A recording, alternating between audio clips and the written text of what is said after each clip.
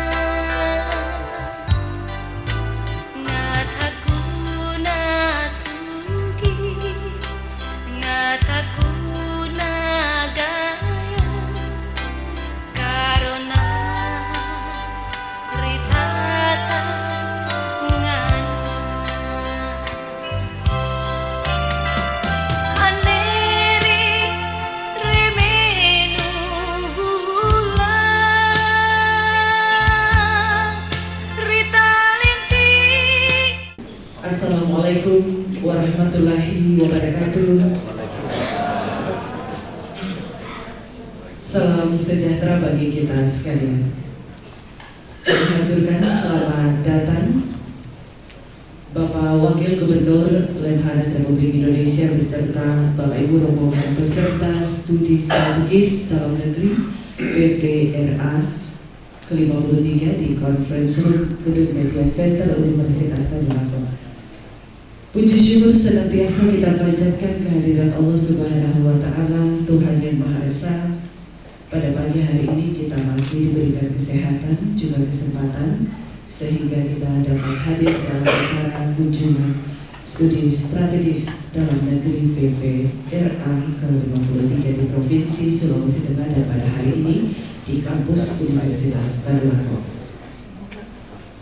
Bapak Ibu yang kami hormati, mengawali acara, kita dengarkan bersama sambutan Rektor Universitas Tadulako yang terhormat Bapak Profesor Dr. Insinyur Muhammad Pasir STMS.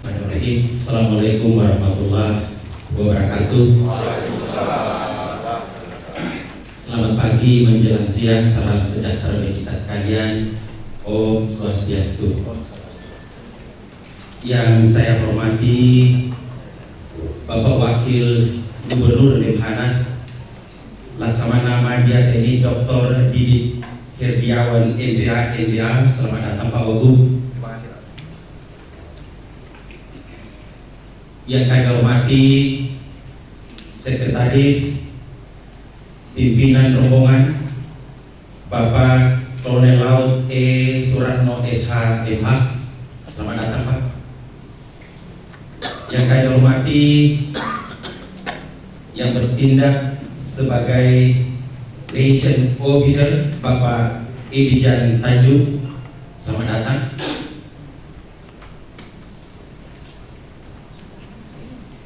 Yang saya hormati Bapak Laksamana TNI Siwi Sukma Aji, Program Pendidikan Reguler Angkatan 53, Lembaga Ketahanan Nasional Republik Indonesia, para wakil rektor, dekan, Ketua Dewan Pertimbangan, Ketua Satuan Pengawasan IPRN, Ketua Senat, Bapak Ibu hadirin yang berbahagia.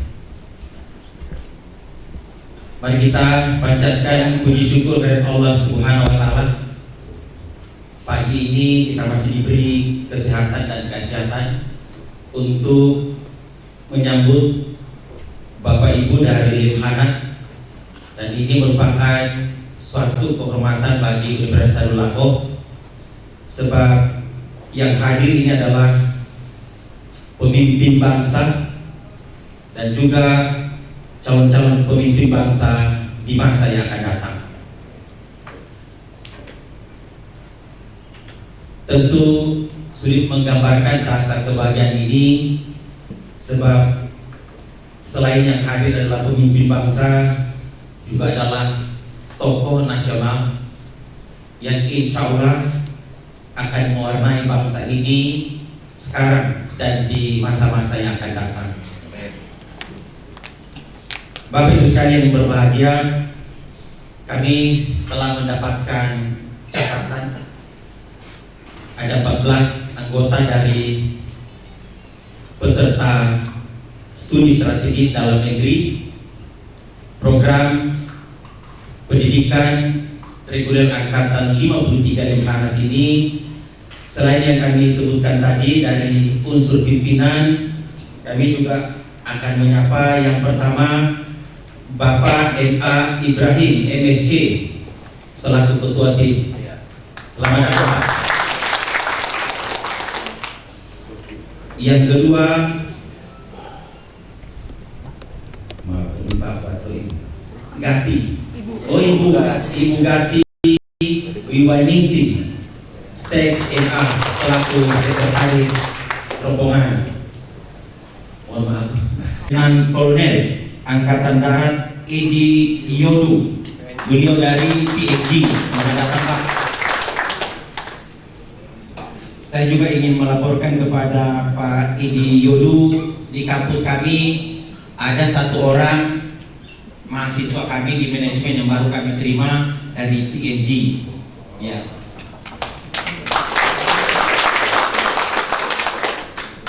Berikutnya Sri Rahayu. Salah ketik di sini Ibu. Berarti isinya benar ada Dr. Anda Sri Rahayu MSI. Mohon maaf Pak, di sini salah ketik Pak. Boleh nanya jadi dosen Pak. Berikutnya yang kami hormati Menteri Besar Harto KSH MTRH.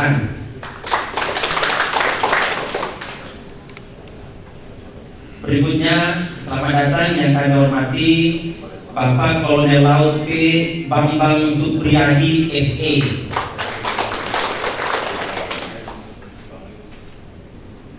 Kemudian kami sambut juga ini saudara kami ini Bapak Kombes Polisi Dr. Andus I. Ketut SMSI. Kami dari Polres Bersama. Selama ini kami sering berkomunikasi dengan beliau. Luar biasa, selamat Pak mendapat kepercayaan dari bangsa ini untuk mengikuti program pendidikan yang saya kira pendidikan yang sangat strategis untuk bangsa ini. Ya, kami hormati juga Bapak Kombes Polisi Dr. Andus Miftahur Rahman. Datang Pak dari Universitas Darul Lahko. Berikutnya Bapak Dr. Isnur Darda Daraba MSI. Selamat datang Pak. Kemudian kedua dari yang terakhir Bapak Teli Goseli SE.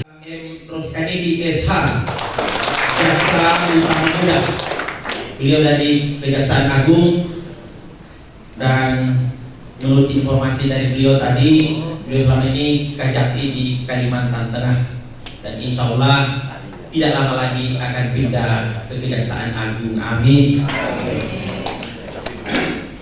Minimal ya, saya kira ada Pak Buk kalau itu jam hidup. Sebelum saya memberi kesempatan kepada Bapak Wakil Gubernur Lemhanas, ada beberapa informasi singkat yang ingin kami sampaikan kepada Bapak Ibu sekalian. Saya tadi pagi buka-buka laman atau webnya Lemhanas, Pak. Yang pertama saya cari itu adalah moto, dan saya temukan jadi moto Lemhanas itu adalah cerdas, responsif, tepat, dan akurat. Sudah tidak ada lagi yang hilang di dunia ini, Pak, kalau ini mampu. Luar biasa. Udah perfect ya. Sampai saya belajar juga menghafal singkatan itu, Pak.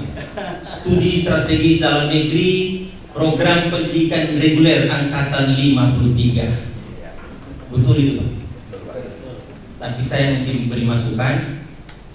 Rupanya walaupun bukan reguler, itu singkat, tapi dalam kurungnya itu di webnya itu masih PPRA.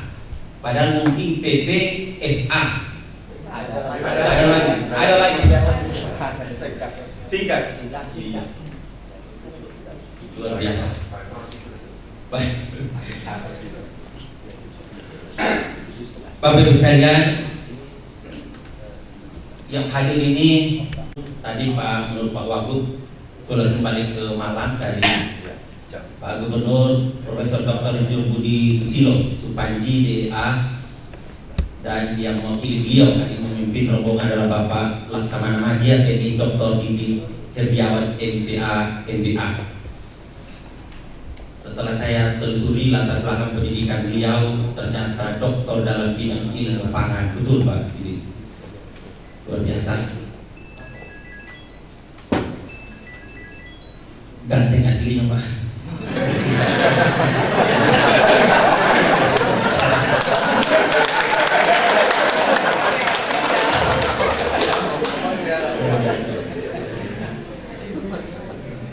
Ya, terima kasih, Pak. Dan ini hadir mungkin, Pak, di akhirat beliau, ya. Jujur, Pak, kalau jam 1 Bapak hadir, semua foto yang hadir ini saya search, Pak. Dan saya bangga ada beberapa, jadi mohon maaf, Pak, jadi pimpinan di sana tertulis di sana, pimpinan rombongan, saya singkat Piro. Kemudian tali itu tenaga ahli, tali 1, tali 2, liaison officer. Kenapa saya buat singkatan, Pak? Ternyata itu kalau tenaga pengkaji singkatannya taji. Jadi saya buat juga tali dan Piro. Kemudian tenaga pengajar tajam. Luar biasa kekayaan bangsa ini, Pak. Bapak Ibu sekalian, sekedar informasi, tidak mengenal di dunia pendidikan manapun, apakah itu pendidikan akademik, reguler, situasi bangsa kita masih menghadapi bahwa kondisi lulusan dengan tantangan yang dihadapi itu masih ada disparitas. Dan saya kira Lemhanas juga bagian dari proses untuk menjawab itu, dengan maksud agar kompetensi lulusan dari lulusan pendidikan apapun dan program pendidikan apapun itu bisa berimpit antara kompetensi dengan tantangan yang dihadapi. Itulah sebabnya Bapak Ibu sekalian, kami bangga dan berbahagia sekali para petinggi TNI, Polri, Kejaksaan ini masuk di dunia pendidikan Lemhanas ini dengan 4 moto tadi. Sebenarnya itulah yang menjadi harapan bangsa kita di masa-masa yang akan datang. Satu di antaranya adalah respon terhadap keluhan anak bangsa. Karena di tangan Bapak Ibu sekalian warna itu akan hadir. Bapak Ibu sekalian, sekedar gambaran bahwa di Universitas Lako kami memiliki 10 fakultas, Bapak Ibu yang akan hormati, dan saat ini kita berada di gedung ini. Di antara 10 itu ada satu program pasca sarjana, tetapi program studi masih terbatas dibandingkan dengan perguruan tinggi yang ada di Pulau Jawa. Kami baru memiliki untuk S2 11 program studi, sedangkan S3 baru 2 program studi, yaitu ilmu ekonomi dan Ilmu Pertanian Bapak Ibu sekalian, dengan total mahasiswa 29.601 dari semua jenjang S0 sampai S3. Nah, kami juga berdasarkan statuta baru, kami memiliki 5 wakil rektor, yaitu bidang akademik, bidang umum dan keuangan, bidang kemahasiswaan, bidang pengembangan dan kerjasama, dan bidang pengawas perencanaan dan pengawasan.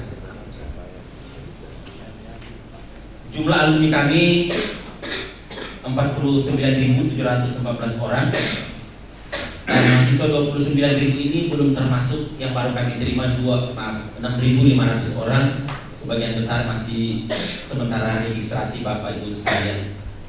Sedangkan jumlah dosen 1.265, PNS 1.127, dosen tetap non PNS 80, dan dosen badan layanan umum 58 orang.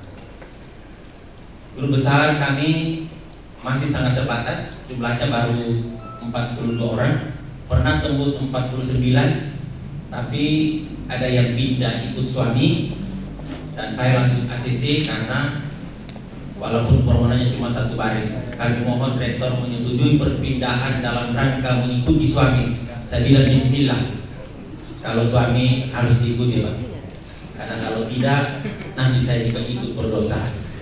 Beliau sekarang berdua guru besar ada di Universitas Tirtayasa.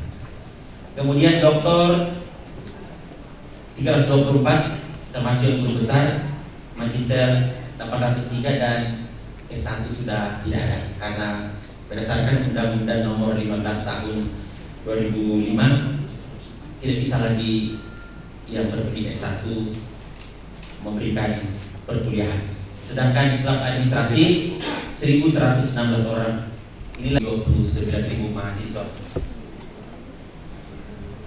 Angka partisipasi kasar di Sulawesi Tengah ini, APK-nya itu masih tergolong rendah kalau dibandingkan di Pulau Jawa. Bahkan Universitas Tadulako baru mengambil peran kurang lebih 9,6% dari angka partisipasi kasar dari total 307.050 orang yang berusia 19 sampai 23 tahun.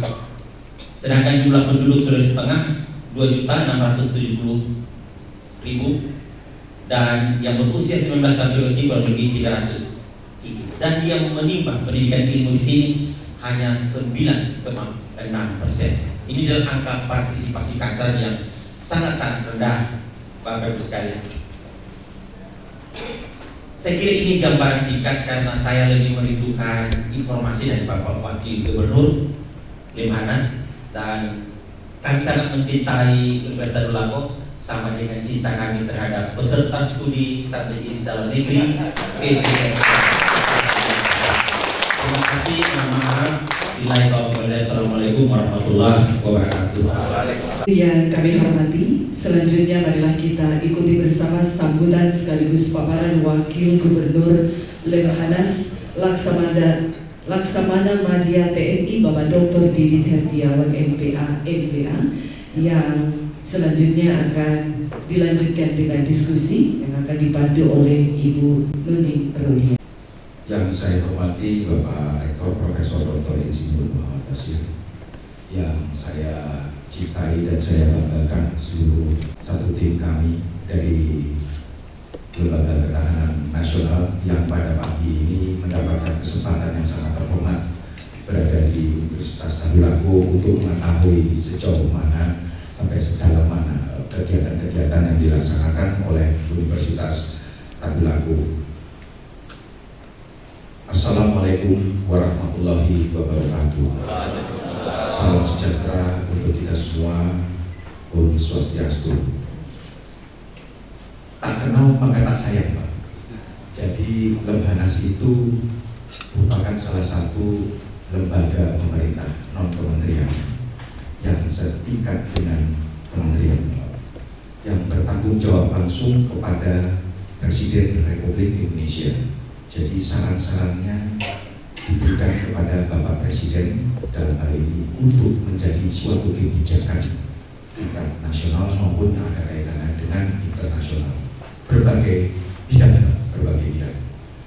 Perlu diketahui bersama bahwa Lemhanas itu didirikan pada tahun 1999 bangsa kita, Bapak Insinyur Soekarno, dan dalam rangkaian perjalanannya banyak sekali sudah keberhasilan ataupun masukan-masukan yang ditoreh oleh Lemhanas dalam rangkaian pembidangan terhadap struktur organisasi di kepemerintahan maupun mekanisme kerja di pemerintahan. Kalau Lemhanas tujuannya yaitu tetap berdasarkan dengan 4 konsensus dasar. Kalau kita pernah mendengar ada Muhammadiyah, ada juga PBNU. Jadi saya ambil PBNU saja Pak. Jadi ada Pancasila, 4 konsensus dasarnya itu, ada Bhinneka Tunggal Ika, dan ada Undang-Undang Dasar 45 dan NKRI. Nah, 4-4-nya ini Pak kita gunakan untuk bisa membekali para peserta Lemhanas, baik yang secara reguler maupun singkat. Kalau rekan-rekan di depan ini adalah rekan-rekan yang dilaksanakan sesuai dengan program pendidikan reguler Pak. Jadi program pendidikan reguler dilaksanakan setiap tahun. Sedangkan yang untuk singkat itu dilaksanakan 2 tahun sekali. Di samping itu juga kita memberikan pembekalan.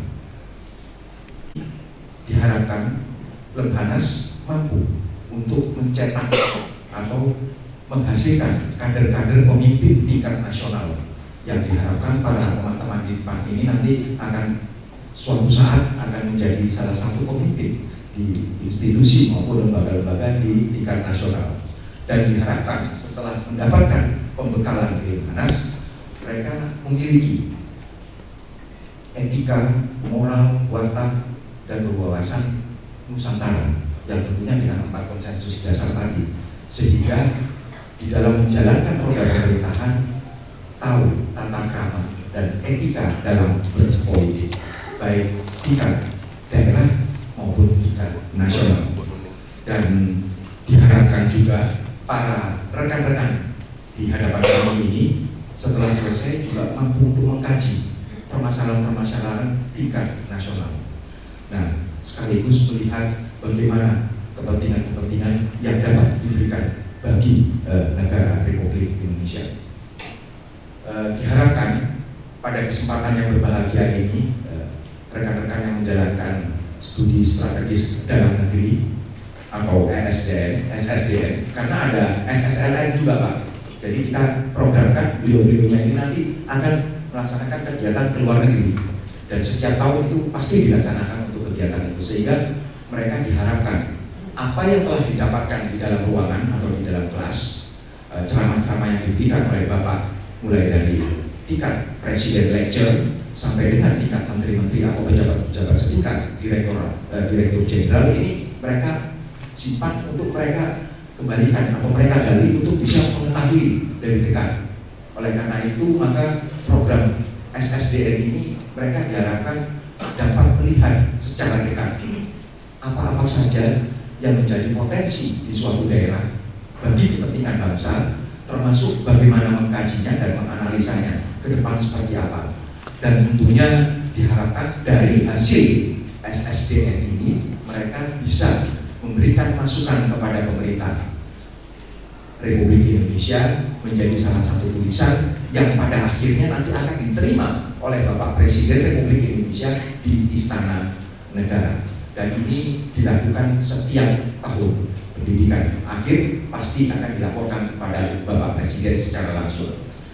Oleh karena itu maka teman-teman yang melaksanakan kegiatan ini diharapkan memberikan hasil yang positif, implementatif, korektif, tentunya bisa diaplikasikan oleh pemerintah, tidak bersifat awang-awang Pak. Jadi apa-apa saja yang ditemukan di daerah. Berkaitan dengan hal tersebut, maka untuk kegiatan ini mereka dibagi ke dalam beberapa gatra. Kalau kita ada 8 gatra Pak. Nah, mulai dari Ipolexosbud, Ipolexosbud, Hankam, dan Demo, SKA, ini semua sudah ada bagi-bagiannya masing-masing. Mereka akan bertanya nanti apa-apa saja yang sudah dilaksanakan oleh atau ingin mengetahui apa yang telah dilaksanakan di Universitas Tadulako. Nah, inilah kira-kira sekilas tentang Lemhanas.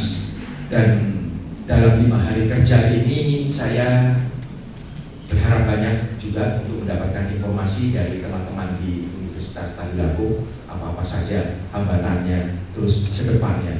Dan saya yakin tadi sudah diutarakan oleh Bapak Rektor melihat kondisi infrastruktur yang sudah ada di universitas ini, saya berkeyakinan bahwa, dan satu lagi, sudah menerima mahasiswa dari Papua New Guinea, berarti sudah internasional ini Pak Universitas. Dan ke depan mungkin menjadi salah satu world class institution di Celebes Pak, di daerah Sulawesi. Ini yang bisa memberikan wacana bagi teman-teman yang ada di Kalimantan untuk bisa masuk kemari Pak. Karena kalau melihat infrastruktur, para dosen dan sivitas akademika yang mendukung kegiatan program pendidikan di Universitas Tadulako ini merupakan salah satu mutiara Pak, menurut kami mutiara yang bisa kedepannya menjadi atau di-accelerate menjadi lebih cepat lagi, dan syukur-syukur dalam waktu singkat, tidak banyak.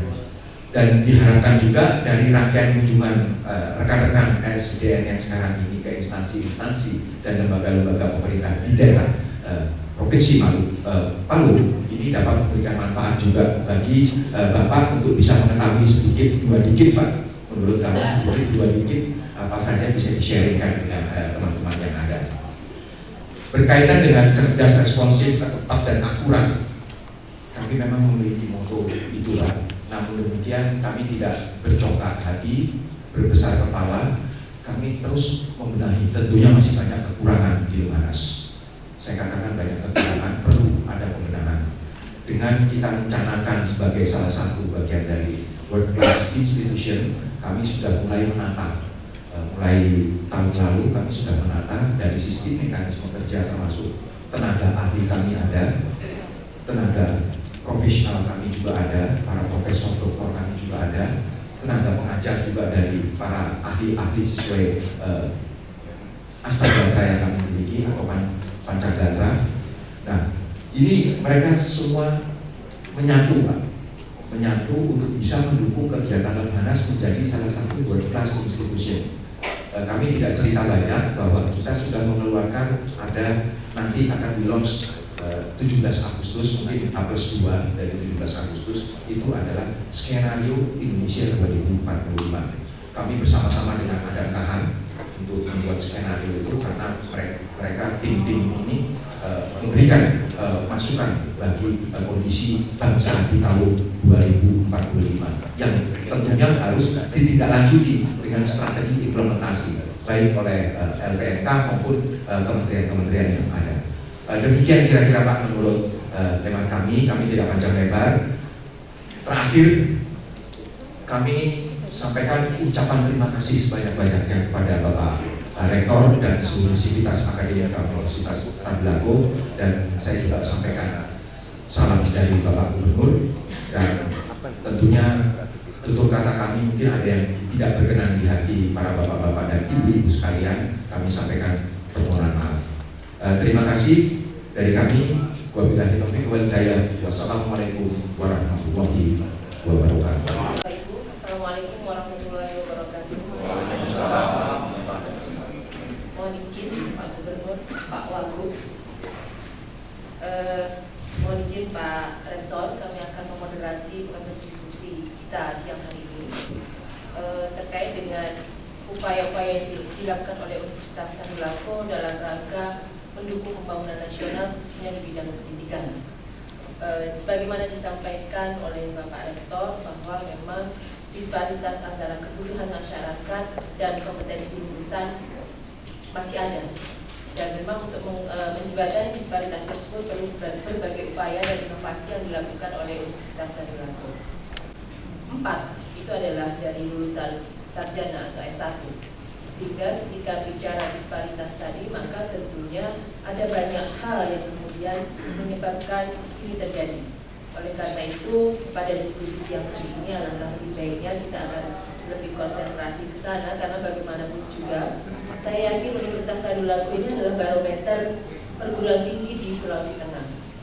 Setahu kami ada 3 perguruan tinggi negeri yang kemudian akan menjadi rujukan bagi masyarakat di Sulawesi Tengah untuk belajar menuntut ilmu menjawab kebutuhan zaman. Juga perlu kami sampaikan Pak Rektor, sebagaimana yang disampaikan Pak Wagub, bahwa kami dari tim yang 14 orang dari peserta itu terdiri dari 8 gatra ideologi, politik, sosial budaya dan hankam dan KA, yang mana nanti dari teman-teman di masing-masing gatra akan coba mengelaborasi dinamika yang ada di Universitas Tadulako Lampung tersebut. Baiklah, langsung kami buka pertanyaan untuk Bapak Ibu peserta terkait dengan nanti sudah termasuk visualisasi Bapak nanti juga bisa merekomendasi kepada gubernur untuk yang tahun depan. Monggo silakan ya Bapak. Kira-kira cakap, ya silakan. ya silakan dulu.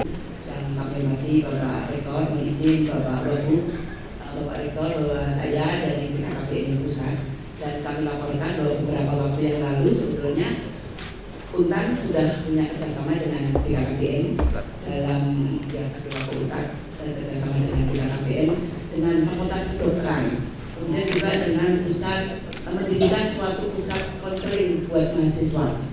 Yang ingin kami tanyakan tentunya Pak Rektor, bahwa program-program tidak hanya berhenti pada MOU, tentunya apa-apa saja yang sudah mulai diimplementasikan pada anak-anak kita ini yang usia remaja, tentunya yang usia mahasiswa, dalam rangka tentunya nanti menyongsong bonus demografi. Tentunya Universitas Tadulako merupakan suatu institusi pendidikan yang sangat-sangat berkomitmen dalam rangka meningkatkan kualitas sumber daya manusia di Sulawesi Tengah. Mohon izin Bapak Rektor, terima kasih. Assalamualaikum Bapak Wagub, Pak Rektor, terima kasih kami diberikan kesempatan untuk mengunjungi Universitas yang indah ini. Saya tadi pas masuk bilang sama Bu Nuni, udah Bu Nuni kan dari Universitas juga ya Pak. Apa namanya, kampusnya bagus ya, bersih gitu loh Pak. Mudah-mudahan ini bisa terus sampai terus. Nah, belakang dari bagian perindustrian, kalau kita lihat Pak, kalau industri itu kan pembinanya bagaimana produktivitas itu tinggi. Nah, kalau saya lihat pendidikan itu sangat-sangat berpengaruh terhadap peningkatan produktivitas daripada SDM-nya itu. Yang ingin saya tanyakan kepada Bapak adalah apakah yang sudah dilakukan oleh Universitas Bapak ini dalam rangka mensupport suatu program yang dicanangkan seperti misalnya kurikulum berdasarkan kompetensi daerah, karena sebenarnya itu sangat lekat sekali dengan apa sih yang dimiliki daerah. Nah, kalau disupport oleh pendidikan yang ada di daerah tersebut itu memang sangat ideal sekali Pak. Karena saya tadi ngobrol sama Bapak, dulunya belum sih Fakultas Kelautan, ternyata belum. Nah, mungkin ini ke depan bisa dipikirkan untuk dibuat. Karena kalau pendidikan itu kan tidak hanya yang formal saja tapi informal. Nah, kami dari Kementerian Perindustrian dan sekarang melakukan pelatihan-pelatihan. Saya belum cek ke kantor apakah dapat dilibatkan juga. Demikian Pak, terima kasih. Terima kasih Bu Gati. Berikutnya. Tingkat pengangguran terbuka khususnya di lulusan perguruan tinggi yang berjumlah 4,1% dari 42.000. Kira-kira apa yang dilakukan universitas untuk mendistribusikan alumni dalam menjawab kebutuhan masyarakat? Sudah, terima kasih. Memiliki kontribusi besar dinamika terhadap tingkat pengangguran. Tetapi tentu pendidikan tidak berdiri sendiri. Lingkungan strategis juga ikut menentukan. Satu di antaranya adalah pertumbuhan ekonomi. Nah, itulah sebabnya kalau pertumbuhan ekonomi bangsa kita ini juga cenderung tidak sesuai dengan harapan, maka kehadiran tenaga profesional bukan karena tidak memiliki kompetensi, tetapi memang ruang yang membatasi. Tentu harus dipahami, ruang yang membatasi artinya dia tidak akan mempertimbangkan apakah dia berprestasi atau tidak, tapi memang dalam kondisi overload. Nah, itu satu. Yang kedua adalah relevansi antara kompetensi lulusan. Sebenarnya sudah didesain kurikulum yang ada di perguruan tinggi itu dikelompokkan dalam 3 komponen utama, yaitu kompetensi utama, kompetensi pendukung, dan kompetensi lainnya. kompetensi utama yang diharapkan. Misalnya kalau mau jadi jaksa, tidak mungkin dari sarjana pertanian. Tapi kalau mau jadi wartawan, dari bidang apapun bisa. Karena itu disiapkan kompetensi lainnya. Itulah sebabnya tidak sedikit lulusan ITB, IPB kerja sebagai wartawan. Yang dia gunakan apanya? Kompetensi lainnya, bukan kompetensi utama. Karena itu perguruan tinggi membuka ruang yang selebar-lebarnya untuk menjawab pasar yang ada. Bahwa harus diakui laju pertumbuhan alumni dengan lulusan SLTA ini juga adalah sebuah dilema. Pertanyaan kan muncul, siapa sesungguhnya yang harus kita tangisi dan siapa yang harus diratapi? Lulusan SMA itu dari tahun ke tahun meningkat, Pak. Kalau kita tahan mahasiswa ini nanti betul-betul pada posisi setel baru dilepas, maka yang harus diratapi adalah yang mau masuk perguruan tinggi. Sekedar ilustrasi, yang mau masuk di perguruan tinggi sekecil Universitas Tadulako, pilihan 1, 2, 3 tahun ini itu 23.000. Yang mau diterima adalah kurang lebih 4.500. Artinya ini suasana batin juga berkecamuk. Kalau juga terlalu lama ditahan sampai pada posisi harus kira-kira medali emas baru dilepas, maka ini akan tertumpuk. Ini juga adalah sebuah dilema. Pertanyaannya adalah kita memulai dari mana, Bapak Ibu sekalian? Tetap kita kembali pada titik start. Pasar memerlukan apa? Bahwa ada yang menganggur, itu juga bukan satu penyebabnya. Yang akan juga masuk di pasar juga ada pilihan-pilihannya. Sudah terbuka ruang, tapi hatinya belum klop. Dia maunya itu jadi PNS, maka menganggurlah dia. Tapi kalau dia bekerja, mau mengisi waktu dengan kompetensi lainnya yang dia miliki, insya Allah ini bisa diturunkan. Tantangannya adalah anak-anak kita ini biasanya semangatnya itu untuk menanti yang terbaik untuk dirinya itu masih dominan dibandingkan dengan memanfaatkan situasi yang ada di hadapannya. Inilah saya bangga melihat moto Lemhanas bahwa respon itu artinya bisa menangkap dan memberi sinyal terhadap apa saja yang ada di sekitarnya. Bukan nanti yang terbaik, yang terburuk untuk bangsa juga ini harus direspon. Tapi ini kan memerlukan waktu.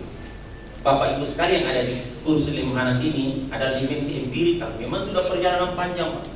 Anak-anak kita ini yang usianya 21 tahun, 23 tahun biasanya masih diselimuti dengan pertimbangan apa yang menyenangkan, bukan pengabdian apa yang diperlukan oleh bangsa ini. Itu yang pertama. Lalu yang berikutnya, Bapak Ibu sekalian, kerjasama dengan BKKB ini sudah berjalan. Dan yang kami lakukan itu adalah pendampingan, terutama 1000 hari kelahiran pertama. Mohon maaf kalau salah istilah. Tapi anak-anak kita ini, terutama dari kedokteran dan puskesmas, itu sudah bekerja sama dengan ketua tim penggerak PKK provinsi. Dan alhamdulillah itu jalan. Saya malah terima kasih kepada BKKB membukakan ruang untuk anak-anak kita. Paling tidak dalam proses pendidikan mereka, ini akan menjadi bekal setelah dia selesai.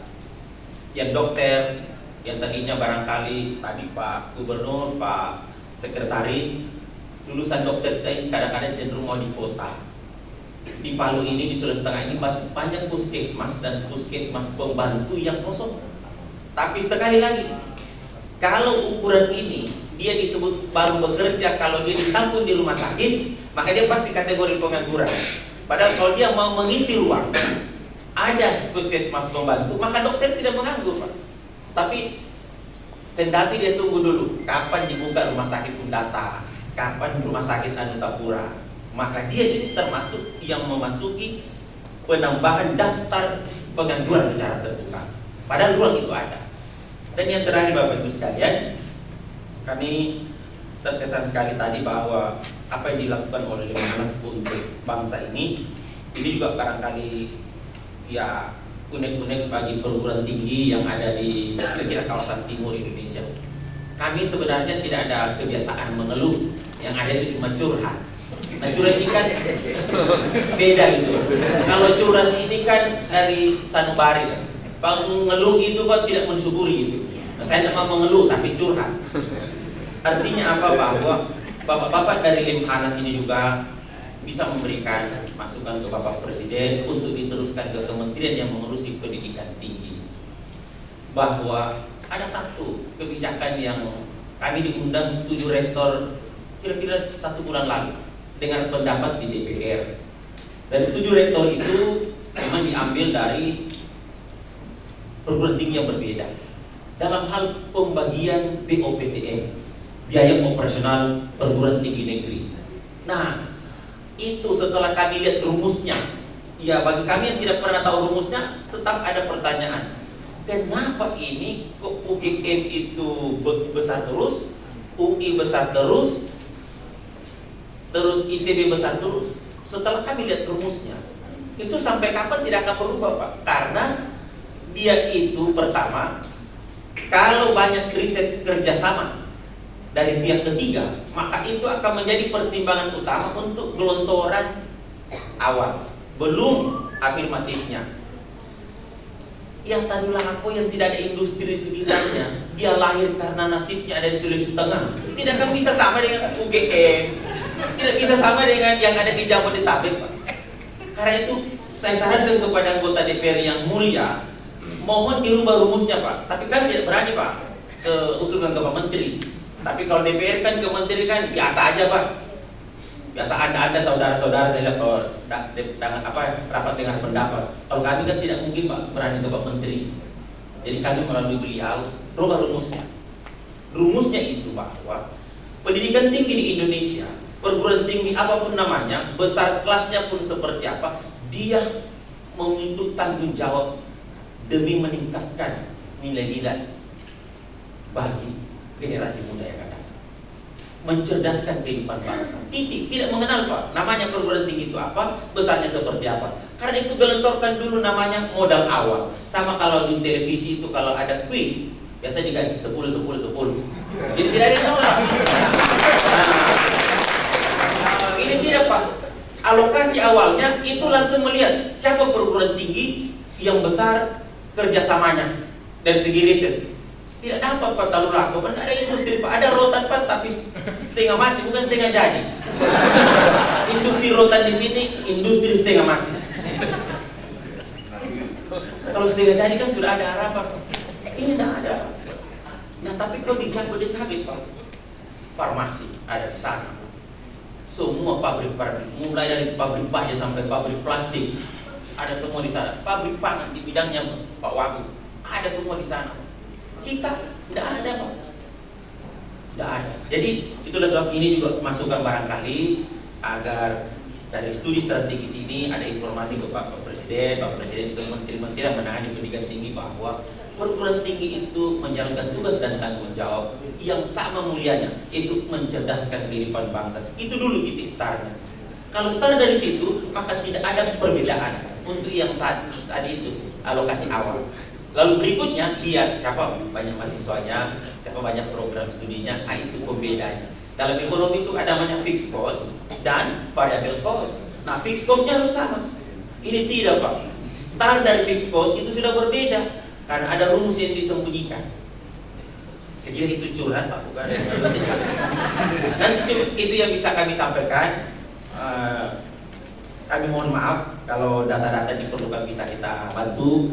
Tapi yang pasti bahwa komitmen kita sebagai perguruan tinggi yang ada di kawasan timur Indonesia tetap akan menjalankan tugas-tugas pengabdian sesuai dengan kondisi yang ada. Banyak kekurangan yang ada pada kami, dan insya Allah tanggal 17 ini baru berulang tahun yang ke-33.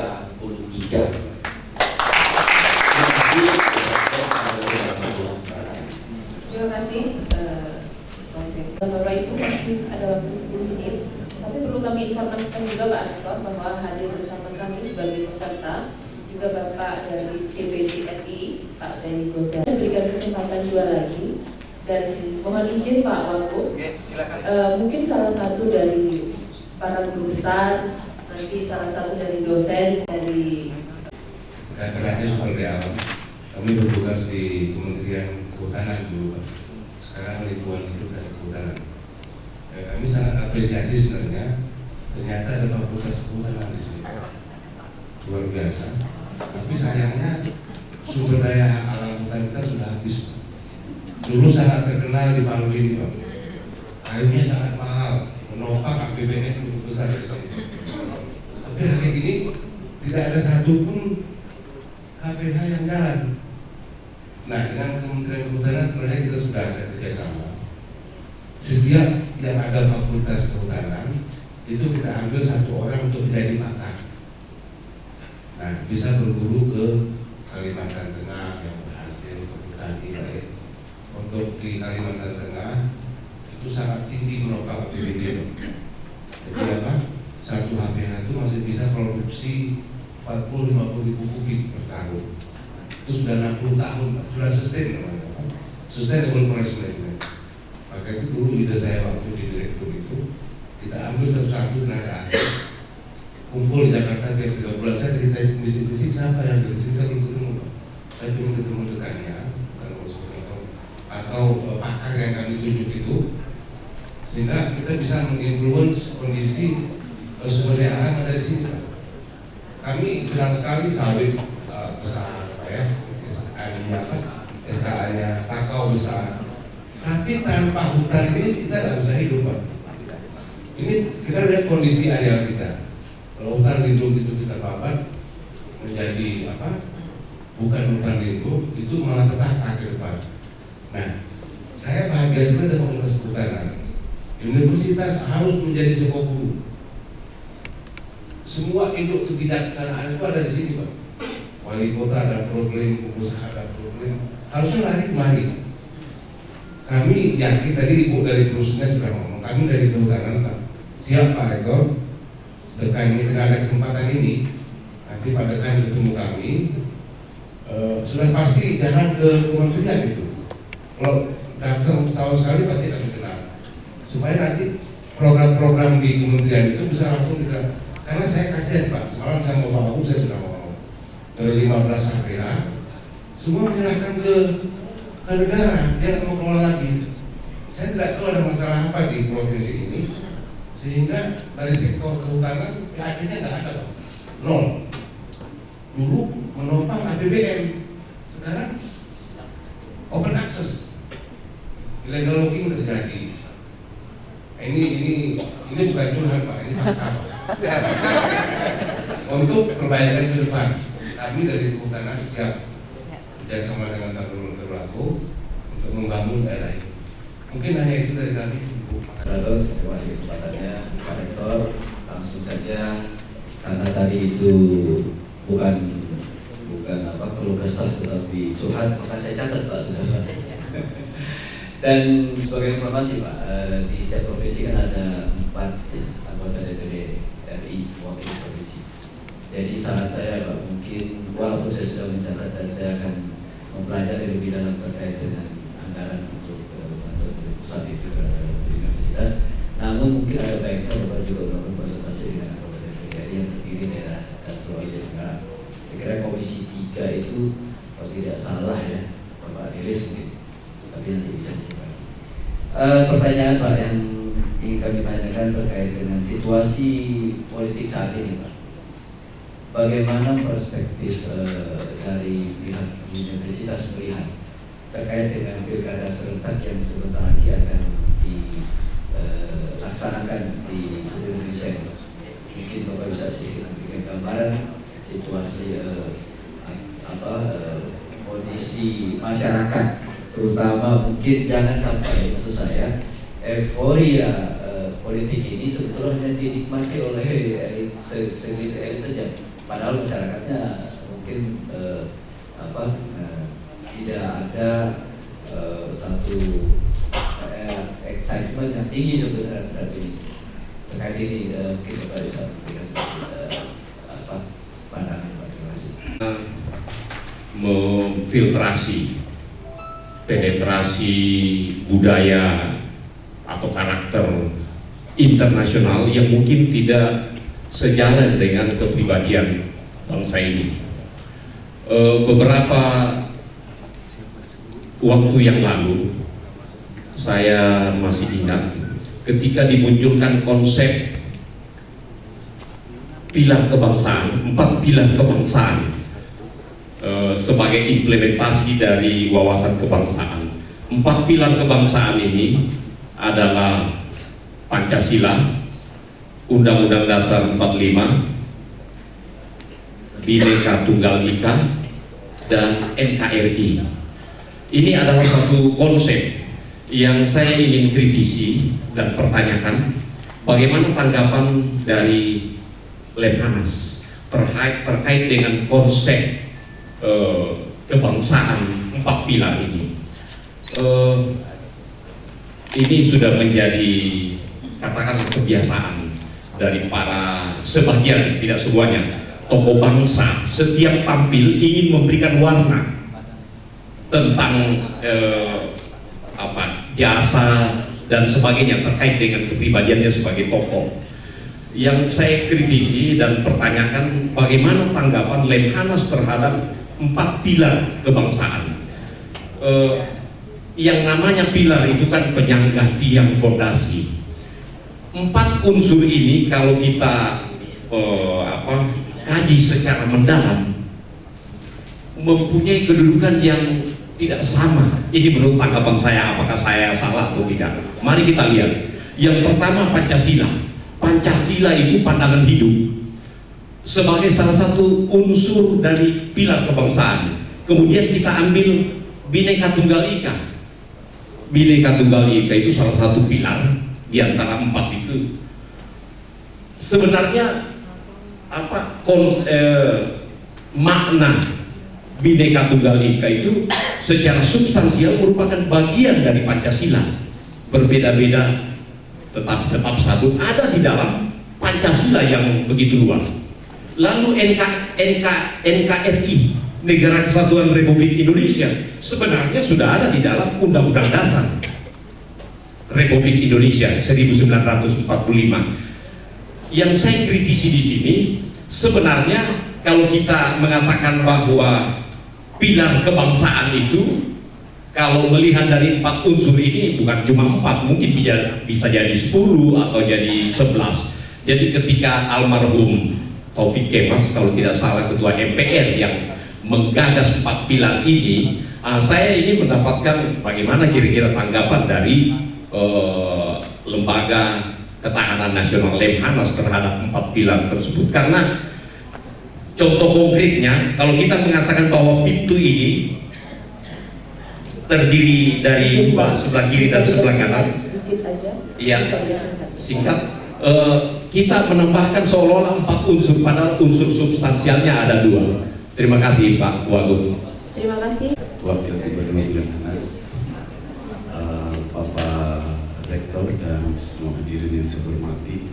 Ketika pembicaraan ini saya coba membuka web Lemhanas. Di situ persyaratan untuk mengikuti terbagi 4 komponen, Pak. Pertama dari Polri, kemudian TNI, PNS, dan masyarakat umum. Masyarakat umum masuk di dalamnya umumnya adalah anggota dewan. Kalau pada 2 yang sebelumnya TNI dan Polri dibedakan, mengapa tidak diberikan kesempatan pada dari komponen akademisi? Ya, dalam pengalaman yang pernah saya ketahui selama ini dari Universitas Tadulako yang pernah mengikuti Lemhanas bisa dihitung dengan sebelah jari, Pak, mungkin 5 orang. Kemudian sudah almarhum dan sudah pensiun. Ya, Pak Rasid kalau tidak salah mantan rektor, kemudian Pak Samsudin Haji Khalid pernah entah angkatan keberapa. Saran kami, Pak, saya saja mungkin, mengapa tidak dipilah pada komponen akademisi sama dengan Polri dan TNI tadi, karena ada PNS. Ya, terima kasih banyak, Pak. Kepada Pak Supadana. Betul ya? Tadi sudah diutarakan 4 pilar. Saya tidak pernah menyebutkan 4 pilar. Yang menyebutkan 4 pilar kebangsaan itu adalah almarhum Bapak Kemas. Yang kedua, di Lemhanas kita mengenal adanya 4 konsensus. 4 konsensus. Nah, di dalam pelaksanaannya untuk memberikan wawasan kebangsaan, kami menggunakan 4 hal ini: Pancasila, Bhinneka Tunggal Ika, Undang-Undang Dasar 45, dan NKRI itu sudah diusulkan untuk masuk ke dalam prolegnas, Pak. Jadi kalau dikatakan 4 pilar, mungkin 2 minggu lagi jadi 15 pilar, Pak. Ini saya juga kurang sepaham, Pak. Itu yang pertama. Yang kedua, berkaitan dengan pemahaman wawasan kebangsaan, kita memberikan kepada seluruh komponen bangsa. Tahun ini kita punya rencana melaksanakan sebanyak lebih kurang 21 provinsi untuk dilaksanakan. Insya Allah tahun depan seluruh provinsi kita laksanakan pemantapan nilai-nilai kebangsaan yang dilaksanakan oleh salah satu bagian dari deputi pemantapan nilai-nilai kebangsaan. Ini sesuai saran Bapak, insya Allah kita bisa laksanakan tahun depan berjalan seluruh provinsi di Indonesia, dan tidak hanya bagian katakan unsur birokratnya saja, tapi Thomas, Toda, Toga, segala macam ikut di dalamnya untuk bersama-sama kita berikan wawasan tentang masalah kebangsaan. Tentunya di dalamnya ada 4 konsensus tadi: Pancasila, Bhinneka Tunggal Ika, Undang-Undang Dasar 45, dan NKRI. Nah, berkaitan dengan kondisi tersebut, maka di dalam pengajuan kita sebagai bagian dari prolegnas untuk wawasan kebangsaan ini tentunya berusaha menjaga, dan kita berdiri di tengah. Perlu diketahui bersama bahwa di Lemhanas ini tidak hanya TNI, Polri, dan akademisi saja, tapi semuanya ada dari partai politik, ada dari LSM, semua bagian dari Lemhanas, sehingga yang berada di dalam Lemhanas ini melting, Pak, menjadi satu. Kalau kita lihat bahwa ini lembaga ketahanan nasional adalah merupakan Indonesia mini. Karena kalau kita berdiri di satu pihak atau di beberapa pihak, ini berbahaya, Pak. Karena kita tidak bisa secara objektif menyarankan yang real, yang seharusnya menjadi bagian dari suatu negara untuk bisa berjalan terus. Kita tidak tahu 2050 seperti apa, tapi kita optimis bahwa NKRI tetap ada. Oleh karena itu Lemhanas berdiri di tengah, memberikan masukan yang positif dengan nilai-nilai kebangsaan yang ada, tentunya dengan 4 konsensus dasar tadi, bukan 4 pilar. Kalau 4 pilar nanti minggu depan bisa 25 pilar, Pak. Nah, demikian, Pak. Berkaitan dengan masalah 1 menit lagi, Pak, jawab yang tadi, bahwa untuk Pak Ghazali, saya melihat bahwa program pendidikan di Lemhanas ini makin hari makin baik, tentunya makin hari makin baik, dan saya melihat sudah ada pola yang sangat fokus bagi program-program pendidikan di dalam kegiatannya. 7 tahun yang lalu itu yang namanya TNI Polri itu 75%, Pak, mengikuti program pendidikan Lemhanas, baik PPRA maupun PPSA, yang dulu KRA dan KSA. Sekitar 75% itu TNI Polri. Sekarang saya ubah, sudah berjalannya waktu, 51% itu sipil, TNI Polri 49%, dan tahun depan 48% untuk TNI Polri, yang sipil itu 52%. Nah, di sipil ini ada PNS, ada akademisi, ada LSM, ada partai politik, ada organisasi masyarakat, entah itu kadin, entah itu asosiasi. Silakan nanti yang terbaik yang kita ambil untuk bisa memberikan masukan bagi negara ke depan dengan kita berikan wawasan. Dan tentunya program singkatnya itu 1 kali dalam 2 tahun, level dirjen ke atas, sedangkan program regulernya ini 2 kali dalam 1 tahun. 2 gelombang 1 tahun. Kalau PPSA ada ya 1 PPRA. Kalau misalkan PPSA-nya tidak ada, 2. Untuk tahun depan kita laksanakan 2 PPRA, sebanyak lebih kurang 250-an lah. Nah, ini dari berbagai komponen. Dan saya terima kasih saran masukannya. Ini menjadi bagian masukan untuk Lemhanas, akademisi. Tapi kalau mau dibilang ya sebelah kiri saya ini juga akademisi. Nanti di grup lain juga akademisi. Ya banyak lah, Pak, untuk dari akademisi. Silakan kalau misalkan dari Universitas Tadulako ada yang memang mau diikutkan, bersurat kepada Lemhanas, kita akan laksanakan pemilihan untuk bisa kita tabulasi angkatan yang 54 atau angkatan ke 55. Demikian. Terima kasih. Terima kasih Ibu Moderator dan terima kasih kepada Wagub, informasinya sangat berharga bagi kami. Dan kalaupun kami ini tidak berkesempatan ikut di Lemhanas, paling tidak kami dikunjungi oleh Lemhanas.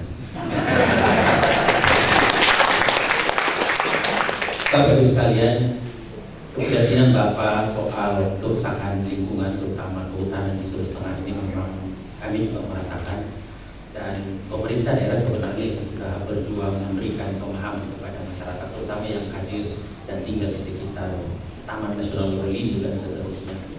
Tapi sekali lagi alasan ekonomi. Jadi mestinya tadi itu menjadi kawasan ekologis berubah menjadi kawasan ekonomi. Nah, dampaknya apa? Itu tadi Pak, pergerakan untuk deforestation itu tidak terbentuk. Ya, bersyukur Pak tidak ada HPH lagi. Sekarang kalau masih ada, itu masyarakat di sini bukan lagi hak pengusahaan hutan, tapi hak penghabisan hutan itu. Jadi menurut saya tidak usah ada HPH itu, karena sangat berbahaya untuk daerah Sulawesi Tengah. Dan yang kedua, terima kasih sekali lagi Pak atas kebaikan hati masih memberi ruang untuk Fakultas Kehutanan. Jujur, ini curhat kedua, kami itu merasakan gitu, tapi ini tidak bisa kita larut dengan perasaan. Kadang-kadang kita ini memiliki tenaga ahli yang memiliki kualifikasi pendidikan yang mumpuni. Tapi kan begini Pak, kalau institusinya bersaing lebih dulu, ini kan persis dengan FSCM dengan Puskesmas. Sebenarnya di Puskesmas ini itu dilayani oleh tenaga-tenaga spesialis. Tapi karena dilihat Puskesmas, jadi belum dilihat tenaga yang akan memberikan pelayanan, tapi sudah terabaikan akibat diidentikan dengan Puskesmas. Padahal kami siapa? Karena itu sekali lagi terima kasih. Kami akan mengkomunikasikan dengan dekan Fakultas Kehutanan bahwa ada ruang untuk kita, dan alhamdulillah saya kira kesempatan ini tidak akan disia-siakan. Dan yang berikutnya, mohon maaf ini beruntung Bapak dari DPD ini bertanya ke saya itu bagaimana pendapat rektor. Nah, kalau ditanya pendapatnya rektor itu artinya apapun yang saya bilang Pak mesti benar. Karena menurut saya gitu, jadi jangan dinilai lagi Pak bahwa pendapatnya rektor agak keliru. Ya, tanya pendapatnya rektor. Menurut saya masyarakat Sulawesi Tengah ini terlepas dinamika politik yang ada, kayaknya siap untuk menghadapi pesta demokrasi yang digelar secara serentak. Kenapa? Kalau dilihat juga yang bersaing ini kayaknya juga masih dari mereka-mereka. Dan jujur, waktu kemarin itu ada Partai Nasdem yang mendatangi kami 17 orang, membawakan di atas kertas materi untuk dilamar tanda petik. Saya jawab, Bapak salah alamat. Saya ini sudah ditakdirkan oleh Allah hidup dan tumbuh di dunia pendidikan tinggi. Banyak saudara-saudara kita yang memiliki di bidang politik. Itulah sebabnya kami katakan bahwa kita dorong ini saudara-saudara kita yang memang hidupnya di dunia politik, itu yang kita dorong. Dan alhamdulillah sekarang 2 pasang untuk gubernur, 4 pasang di wali kota, dan semua dari politisi. Dan alhamdulillah saya kira mereka ini adalah siap lahir batin. Dan ada juga penyanyi. Dan yang terakhir ingin kami sampaikan kepada Bapak Ibu sekalian bahwa Sulawesi Tengah ini termasuk sejuk. Yang tidak sejuk itu di televisi Pak.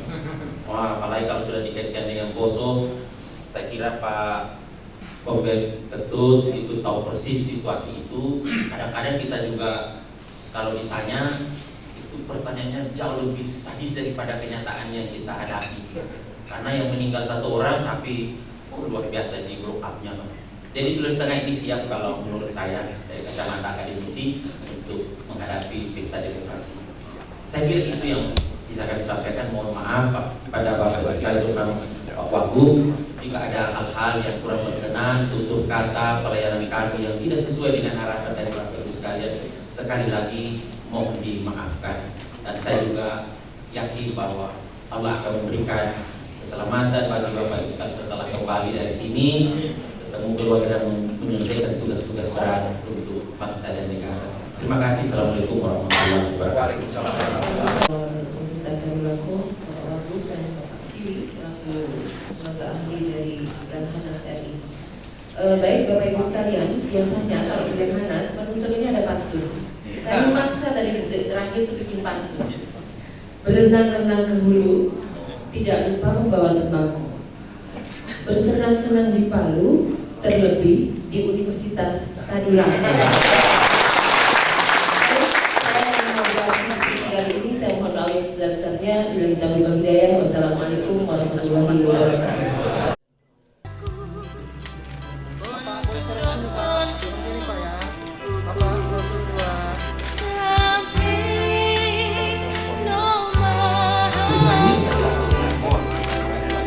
Bapak boleh sini Pak, sini Pak, sini Pak.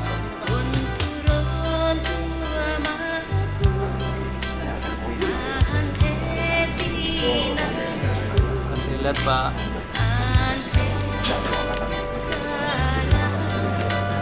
Lihat sini Pak. Langsung dipakai Pak. Enggak. Poin. Poin. Oke Pak, izin Pak, izin Pak. Oke.